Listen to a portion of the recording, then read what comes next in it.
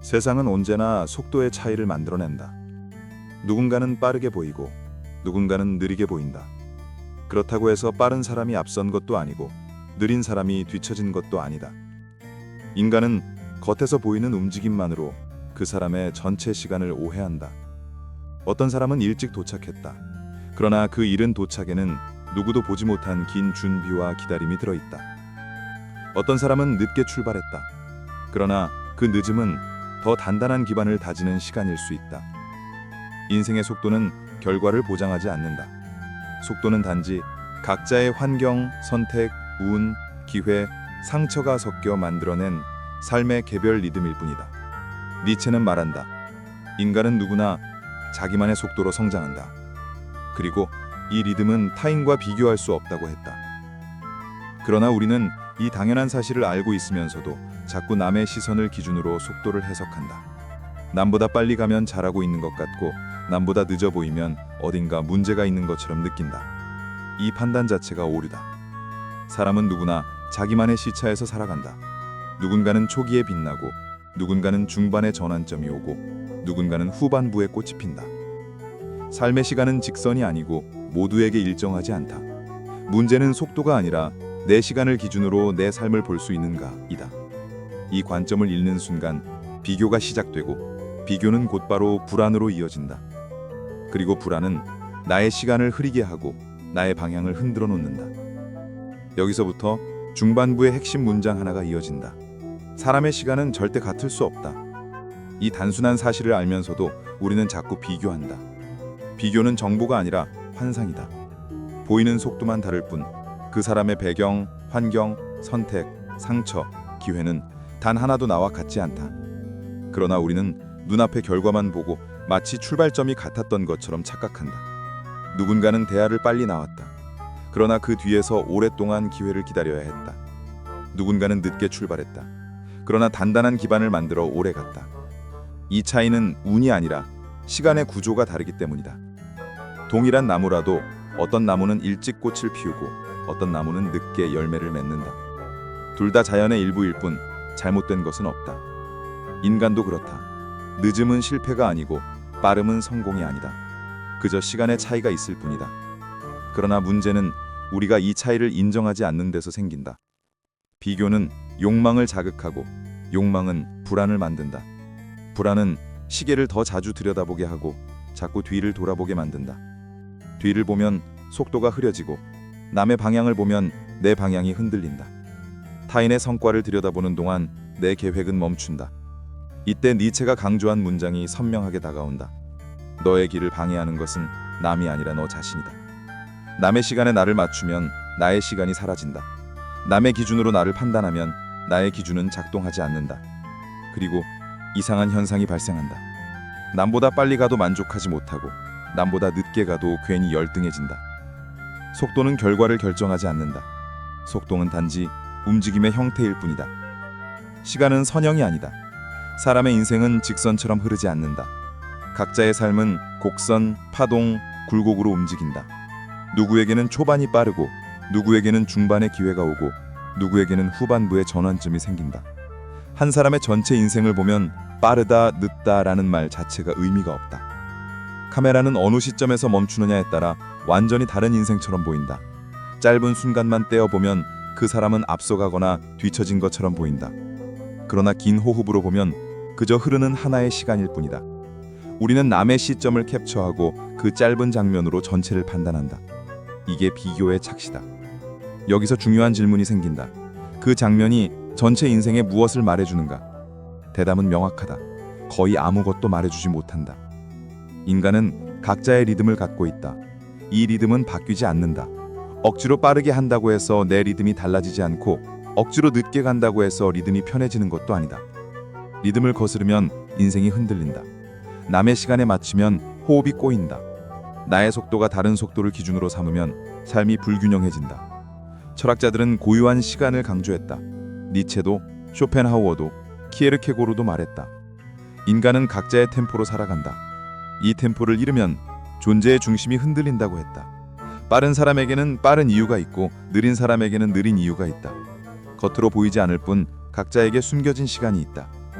가장 빨리 성공한 사람도 보이지 않는 곳에서 아주 오래 준비했을 수 있다. 가장 늦게 시작한 사람도 짧은 시간에 모든 능력이 열릴 수 있다. 우리는 남이 언제 도착했는지만 기억한다. 그러나 그 사람은 언제 출발했는지, 어떤 길을 지나왔는지 알지 못한다. 이 차이를 모르면 삶은 불필요한 비교로 가득 찬다. 결국 중요한 건 속도가 아니다. 중요한 건 방향이다. 중요한 건 도착 시점이 아니라 내가 가고 있는 곳이 어디냐는 것이다. 누구보다 빠르게 도착해도 그곳이 내가 원하는 목적지가 아니라면 그 속도는 의미가 없다. 천천히 가더라도 내가 가고 싶은 곳을 향한다면 그 시간은 결코 낭비가 아니다. 비교는 목표를 흐리게 하고, 비교는 나의 시간을 빼앗는다. 비교는 내가 걸어야 할 길을 막는다. 그러나 자신의 시간을 인정하는 순간 경쟁은 사라지고 불안이 줄고 삶이 안정된다. 나의 시간을 믿는다는 것은 남이 어디쯤 있는지 보지 않는다는 뜻이다. 남의 시계를 보지 않을 때 내 시간은 비로소 제 속도로 작동한다. 누구나 자기만의 길이 있다. 누구나 자기만의 시간이 있다. 누구나 자기만의 도착이 있다.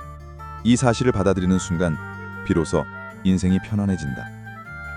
이제 마지막으로 가장 중요한 결론에 도착한다. 인생의 속도는 비교의 대상이 아니다. 인생의 속도는 각자에게 최적화된 시간의 체질이다. 누군가 빠르다는 이유로 우월한 것도 아니고 누군가 느리다는 이유로 부족한 것도 아니다. 속도는 성과를 말해주지 않는다. 속도는 방향을 대신할 수 없다. 속도는 인생의 가치를 측정하는 기준이 될 수 없다. 이 단순한 사실을 놓치는 순간 사람은 자신의 시간을 잃는다. 남보다 늦는 것 같아 불안해지고, 남보다 빨라야 한다는 강박이 휘말리고, 남이 앞서가면 초조해지고, 남이 뒤에서 따라오면 이상하게 안심하고, 결국 자신의 인생을 남의 기준으로 해석하기 시작한다. 그 순간부터 삶이 흔들린다. 그 흔들림은 성격 문제가 아니라 시간 인식의 오류다. 니체는 말했다. 너 자신이 되는 데는 시간이 필요하다. 이 말의 핵심은 너의 시간은 남의 시간과 다르다는 인정이다. 우리는 자신만의 시간이 있는데 자꾸 남의 시간을 기준으로 보고 남의 시계로 현재를 판단하고 남의 속도로 미래를 상상한다. 그래서 괴로워진다. 시간은 누구도 빼앗을 수 없고 누구도 빌릴 수 없고 누구도 대신 살아줄 수 없다. 각자의 시간이 가장 정확하다. 지금 내가 어디에 있든 그 위치가 나에게 맞는 자리다. 지금 내가 느리든 빠르든 그 리듬이 내 인생의 기본 속도다. 철학자들이 반복해서 말한 이유가 있다. 인생은 타인과의 경주가 아니라 나와 나 사이의 거리 좁히기라는 것을. 남의 인생을 참조하는 순간 내 인생의 해상도가 떨어진다. 내가 해야 할 일의 선명도가 흐려진다. 방향을 잡는 대신 비교를 시작하고 진행을 멈춘 대신 불안을 키운다. 그러나 자신의 시간을 인정하는 순간 모든 흐름이 정리된다. 비교할 필요가 없다. 조급할 이유가 없다. 뒤처졌다는 자책도 사라지고 앞서야 한다는 강박도 멈춘다. 나의 시간에 맞춰 움직일 때 비로소 나의 성과가 나타난다. 이 성과는 타인과 무관하다. 이 성과는 오직 나의 리듬에서만 나온다. 느려 보여도 꾸준한 사람은 결국 정확한 시점에 도착한다. 빠른 사람보다 안정적으로 도착한다. 속도가 아니라 방향을 유지하기 때문이다. 미국 대통령들의 예가 그걸 보여준다. 오바마는 55세의 자리에서 내려왔다.